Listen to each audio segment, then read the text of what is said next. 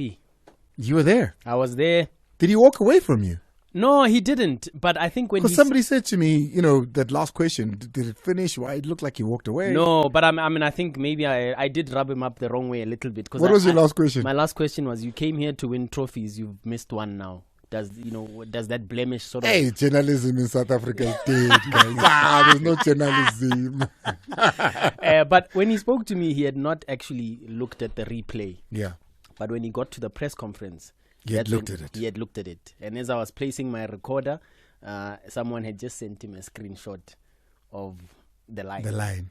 And that's why he raised his phone to the media to say, go look at it again. Miles offside. He was basically saying Ashley Dupree was standing on his own there. Not quite. No, we'll get to that. We'll get to that. What else do you have? Tell us what you have. And then a conversation I had with Hlungwani Discusses as well. So this will be on SABC Sport, but I did have a long conversation with him on my podcast. It will drop tomorrow, but we'll play some snippets here where he addresses this rumor that he left Sekhukhune because he was going to Richards Bay. All right, Tatane, what do you have for us? Tatane, listen, Mazala's got great stories, right? Yeah. The Hlungwani story, I can't wait to hear. The Kadosa story, the exclusive with Hlungwani Discusses, I can't wait to hear. But trust me, what do you have is the question. We'll go to Cup first. Sundowns played Esperance during the week. There's a goal that was taken out by VAR. So maybe we can touch a little bit on VAR intervention. In which case? In which tournament? Esperance Sundowns. Okay. There's a goal scored on the 62nd minute by Esperance, and then it was ruled offside by VAR. Oh, that one. Okay. Yeah. And then we're coming home, Netbank Cup, Kiona, Chief Sundowns. Yeah, we saw some mass confrontation, people showing lack of respect for the game. You cannot push one another inside the field of play. It's showing lack of respect and questionable. Some received those cautions. And, of course, the goal scored by Dupree will also touch on it. Yeah, I know. It's 16 after the hour 6. When we come back, we're going to be speaking to Kensani Nobanda out at Netbank. I'm pretty sure the guys at Netbank are very happy with what's happened, not only in the semi-finals, but going to the final as well. So we'll be speaking to Kensi, as she's known to those that love her out at Netbank, about all things Netbank Cup. She's a group executive for marketing and corporate affairs at Netbank. She's been at the helm now of this Netbank Cup for quite a while. So Kensi Rakensa. Hi, Andile. How are you? I think it's you, because I remember you coming on board, taking over at Netbank in this position. I remember the Netbank Cup that season was fire. I look at it this season and I think, gee can it get any better? You guys must be excited out at Netbank. Yeah, look, the two games yesterday I think were absolutely amazing. We couldn't have asked for a better semi-final, to be honest, because although people maybe thought Pirates would beat Marumo Gallants, you never know with Marumo Gallants, right? They've actually beaten bigger teams in the past and stuff. And obviously the Sundowns Chiefs game, I'm sure a lot of people didn't give Chiefs a chance, right? And so all the excitement around it is amazing. So we've got a Soweto derby for the Netbank Cup final. We couldn't ask for a more amazing final from a brand publicity perspective. And people have bought into Netbank. We know this. It's given back to people as well. We still look at players that came through, Netbank structures over the years. And you could see it because you look at both stadiums, sold out, Kensi, on a Sunday. Unbelievable. Yeah. Completely unbelievable. And we know, so when I woke up this morning and I had 40 unread WhatsApps, all of them had something to do with Netbank Cup final tickets.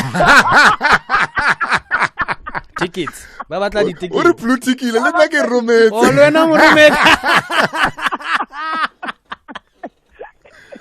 I'm like, guys, how many suites are there? I can't add. The stadium is the stadium. No, this is true. This is very true. Mazola came through with the news, which means it's time for the last of the three wise men. The third, it is Tatane that comes in to tell us the decisions made over the weekend. And he purposely wore that shirt today. For those online right now, they're looking at him. What the t-shirt or no, I'm a FIFA referee. So that his authority steps. Remember, this evening, the three of us on Soccer Zone on SABC 1, not at 10 o'clock, but at 9 o'clock. So please do join us a little bit earlier. It's 9 o'clock live on SABC 1. Tatane, what do you have? We're going to give smaller clarity on Sundowns' experience. There's a goal scored, an equalizer there that was ruled offside by VAR. We tried to draw the line, but we could not see offside. But then VAR is there. VAR have seen offside. We don't know which part of the body was offside. But in the World Cup, remember, they had that semi-automated technology that could detect which part of the body is in front. If the nail is in front, that machine could, detect and overrule an offside. So we'll leave that to VAR. Because VAR, at the end of the day, they use video. So without VAR, using the analysis tool that we have, it's inconclusive. It's inconclusive, yeah. Okay. Yeah. We're going to the next one. Serino and Mudawi. Hey, they did what we call mass confrontation. Someone pulling one another and the other one pushing. That is called showing lack of respect for the game. It's unsporting behavior. You need to behave in a responsible manner when you play football. If you start pushing other people, it's unsporting behavior and the player must be cautioned. So we saw Serino pulling, that is stopping or interfering with a promising attack as per law 12 under unsporting behavior. So yellow card should have come out for Serino. However, Lucas got a yellow card for showing lack of respect for the game by pushing Serino. So there we can say maybe the referee could have also given Serino a yellow card for interfering with a promising attack by pulling Lucas Ribeiro. Then coming to the last one, there's a goal scored by Dupree in the, let me see the time there, 88th minute. Now, when we go to the offside law, it says any part of the head, the body or feet is nearer to the opponent's goal line than both the ball and the second last opponent. Here we have to draw the line. When we draw the line, we realize that Dupree, it's nearer to his opponent's goal line than both the ball and the second last opponent. Some drew the line when the other one went to Malawi, the other one went to Mozambique.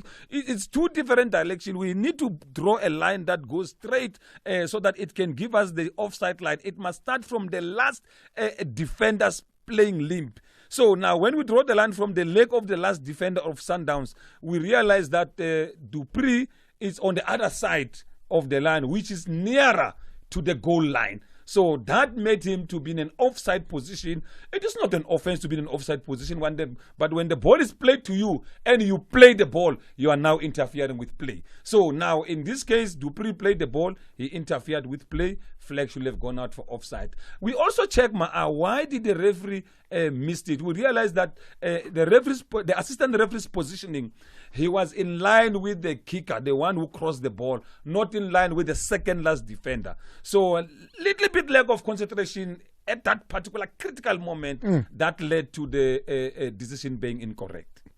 Oh, Rothman's in 98. No, they won't forget this one either. Eh? Baba Nwile. According to Tatana, Baba Nwile. Tatano ring na. Baba Nwile.